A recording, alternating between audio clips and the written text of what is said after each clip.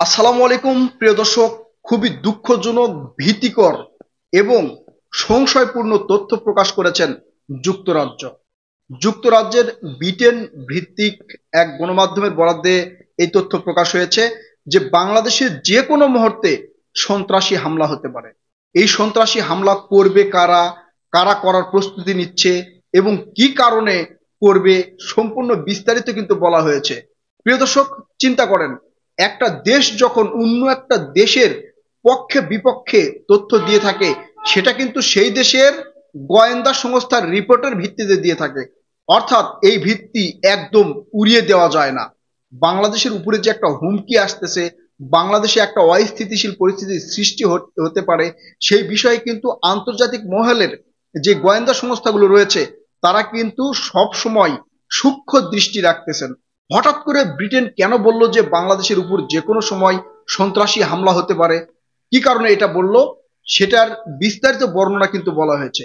এই যে জুলাই আগস্টের যেই ঘটনা ঘটে গেল, যে গণ অভ্যুত্থান হলো, আওয়ামী লীগের শাসন বাংলাদেশ থেকে শেষ হয়ে গেল, শেখ হাসিনার পতন ঘটলো, বাংলাদেশ থেকে আওয়ামী লীগের নেতাকর্মীরা পালিয়ে গেল, বাংলাদেশে যে ধরপাকড় চলছে, যে ভাঙচুর চলছে, অগ্নিসংযোগ চলছে, এগুলোর সবকিছুর বিচার বিশ্লেষণ করে যুক্তরাজ্যের যে গোয়েন্দা সংস্থা তার ভিত্তিতেই এই তথ্যগুলো দিয়েছেন বলে আমরা মনে করছি। চিন্তা করেন, বাংলাদেশে এই ধরনের একটা সন্ত্রাসী হামলা হবে, অর্থাৎ এই দেশের বিপক্ষে, বাংলাদেশের বিপক্ষে কিন্তু সরাসরি এই কথা বলেছেন। এবং ব্রিটিশ যে নাগরিক রয়েছেন তাদের উপরে, অর্থাৎ ব্রিটেনের সাথে সংযুক্ত নাগরিক বা বাংলাদেশের যে সকল স্থাপনা রয়েছে, সেটা ব্রিটিশ সংশ্লিষ্ট যেগুলো রয়েছে সেগুলোর উপরে হামলা হতে পারে, এমন কথাই কিন্তু বলেছেন। কেন? কারণ যুক্তরাজ্য এই বিষয় নিয়ে, বাংলাদেশের বিষয়গুলো নিয়ে কিন্তু তারা সেই আগে থেকেই পর্যালোচনা করছেন। এই জন্য ব্রিটিশ আসলে ভয় পাচ্ছেন এবং নাগরিকদের সতর্ক করে দিচ্ছেন যে বাংলাদেশের যে কোনো মুহূর্তে হামলা হতে পারে, এই হামলার শিকার হতে পারে ব্রিটিশ নাগরিকেরা এবং ব্রিটিশ সংশ্লিষ্ট স্থাপনাগুলো। তারা সেখানে উল্লেখ করেছে এই হামলাগুলো হতে পারে জনসমাগম এলাকায়, অর্থাৎ যেখানে জনসমাগম বেশি সেই এলাকায় কিন্তু এই হামলাগুলো হতে পারে। সেই হামলাগুলোর মধ্যে কোন কোন জায়গা রয়েছে? রয়েছে হচ্ছে গণপরিবহন, অর্থাৎ এই যে বাসে করে লোকজন যাওয়া, সেখানে লোকজন থাকা, অর্থাৎ গণপরিবহনের যে কোনো জায়গায় কিন্তু হামলা হতে পারে। আর হামলা হতে পারে কোথায়? রাজনৈতিক সমাবেশ স্থলে, অর্থাৎ এই যে রাজনৈতিক যে সমাবেশ করে, মিটিং মিছিল করে, সেগুলো জায়গায় কিন্তু হামলা হতে পারে, এমন কথা বলেছে ব্রিটিশ। ব্রিটিশের এই গোয়েন্দা তথ্যের ভিত্তিতে আমরা মনে করি যেই তথ্যটা প্রকাশ করা হয়েছে একদম ফেলে দেওয়া নাই। আর কোথায় হামলা হতে পারে?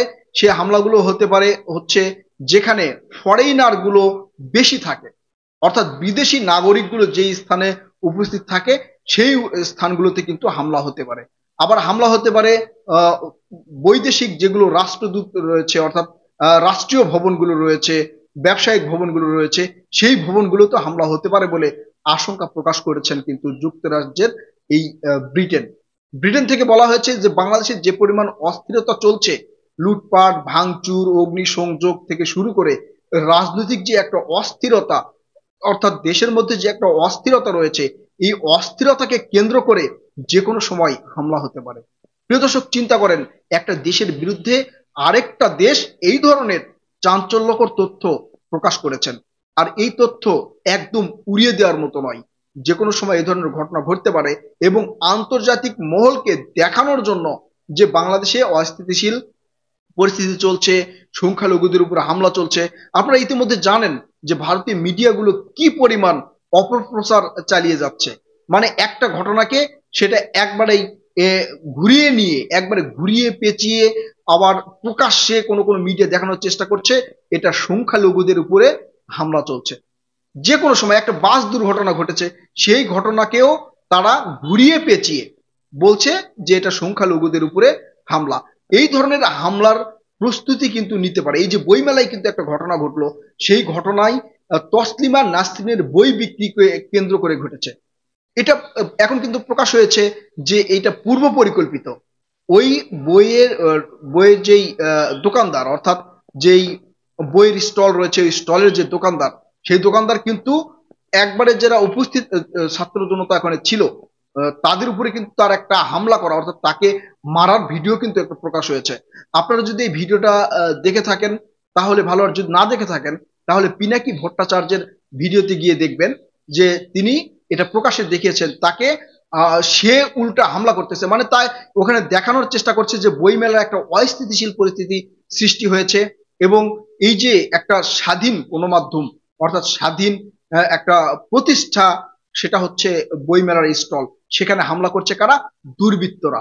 এটা কিন্তু প্রমাণ করার চেষ্টা করেছে। আর ওখানে কিন্তু ভারতের এনডিটিভি ছিল, এনডিটিভি আগে থেকেই ছিল, অর্থাৎ ঘটনা ঘটার সাথে সাথে একবারে লাইভ প্রোগ্রাম করে দেখানোর চেষ্টা করেছে এনডিটিভি। তারা ওখানে এটা পুরোপুরি প্রকাশ করেছে, অর্থাৎ এনডিটিভি আগে থেকে জানতো যে এই ঘটনা ঘটবে এবং ওখানে যে এই পরিস্থিতি সৃষ্টি হবে, অর্থাৎ ওই যে লোক ছিল সে লোক কিন্তু বারবার উস্কিয়ে দিচ্ছিল যে মানে স্লোগান দিচ্ছিল অতগুলো লোকের সামনে, ছাত্র জনতার সামনে, সে কিন্তু বারবার উস্কিয়ে দিচ্ছিল যে তার স্টলটা ভাঙ্গা হোক, তার উপর আক্রমণ হোক এবং এটা গণমাধ্যমে আসুক। আসলে সেই উস্কানিতে পা দেয়নি ছাত্র জনতা। এইরকম ভাবে বিভিন্ন জায়গায় যে ঘটনা ঘটতে পারে তারই তথ্য প্রকাশ করেছে ব্রিটেন।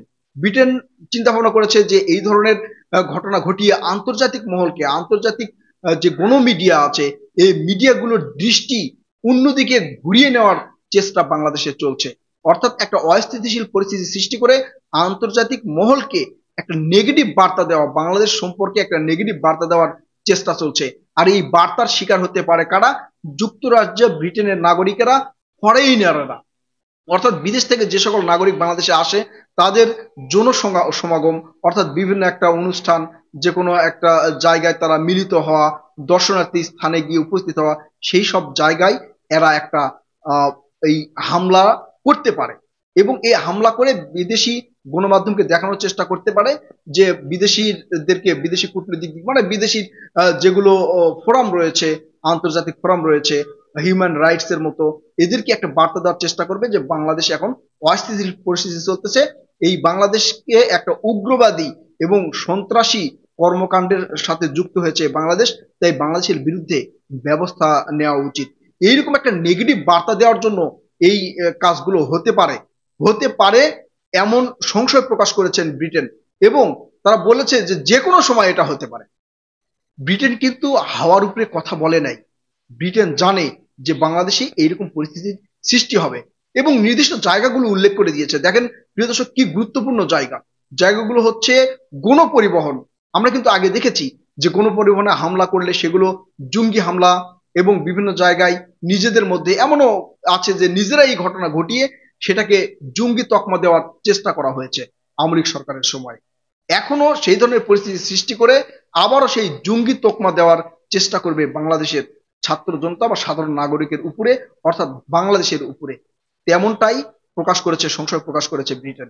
প্রিয় দর্শক, ব্রিটেনের এই যে তথ্য, এই তথ্য আপনার কাছে কতটা গ্রহণযোগ্য বলে মনে হয় এবং আসলেই এই ধরনের পরিকল্পনা বাংলাদেশে ঘটছে কিনা বা ঘটানোর চেষ্টা করছে কিনা, কি মনে হয় প্রিয় দর্শক আপনাদের? অবশ্যই আপনাদের মূল্যবান মতামত কমেন্ট করে জানাবেন, আমাদের সাথে থাকবেন।